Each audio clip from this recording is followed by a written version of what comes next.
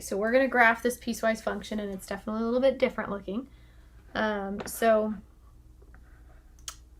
with this one, h of x, it equals a number. So we're actually just going to use dots. It's not going to be a line.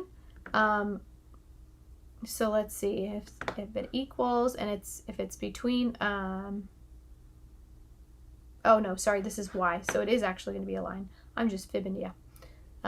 So we're going to have open dot because it's negative 2.5 is less than x. So we're going to go over to negative 2.5, and oh, it is letting me go halfway, so perfect. 2.5, and that's negative 1 for y. Because remember, that's what h of x means. It's the y value.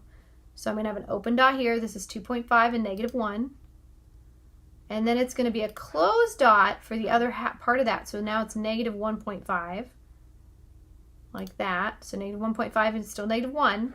I'm going to connect these like that. Oops. Let's go undo. Let's connect. Connect. Why is it not letting me connect the two? There we go. I don't know why it was going in between there. I thought I was like right on top. All right, and now we have negative 1.5 again, and 0. So I'm right on top of the x-axis for 0, but I need to go over to negative 1.5 for x, and it's an open dot because it's less than, and then I have a closed dot for negative half, or negative 0.5, and it's still on 0. So if you see, I'm creating these little pieces. And so this is definitely a piecewise function, but it's even specialer. It's called a step function because as I step over here, so if you notice, this would break the function rule if I go through both these points, but one's solid and one's open. So it does not break the rule because I'm only actually going through one solution. The open dot means it's not a solution.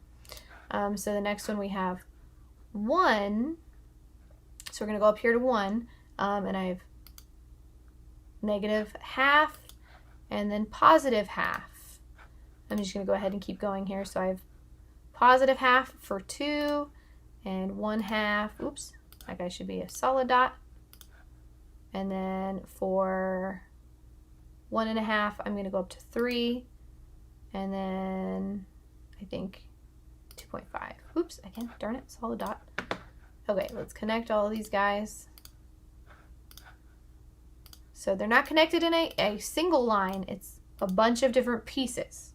So we're piecing this together. And this one's specifically called the step function. It kind of looks like steps, right? Like I could walk up and down the steps here. But each one, so from here to here, the function equals negative 1 because it's negative 1 here. From this, for these two pieces, if it's in this interval, then it equals 0. If it's in this interval, it equals 1. If it's in this interval, it equals 2. So it's just different pieces, different scenarios, or different parts of the function that equal different things. So let's go ahead and see if we can kind of think of it this way when we're doing this. So we have x plus 2 plus 3. So this would be x plus 2 equals 0. So this is actually negative 2. And this tells me that I went up 3. So I'm going to go left 2 and up 3. That's actually my vertex. So I'm going to go left 2 and up 3 like this. And I'm going to put a dot there. And if we test this out, let's see, we'd have x and y.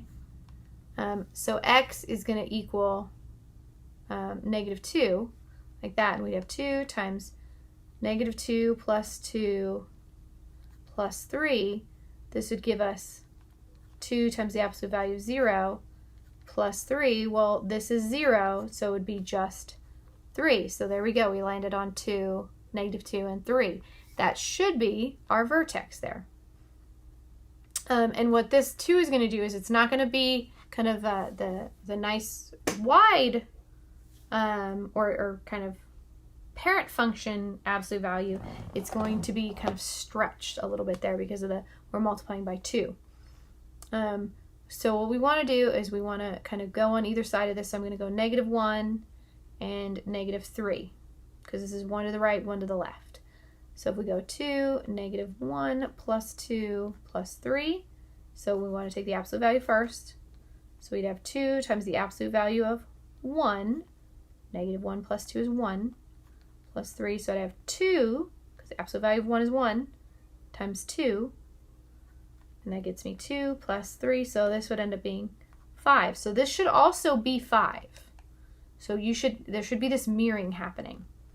So 2, the absolute value of negative 3 plus 2, plus 3, so we end up with 2, and the absolute value instead of 1, it's negative 1, but that doesn't change anything. The absolute value of negative 1 is 1.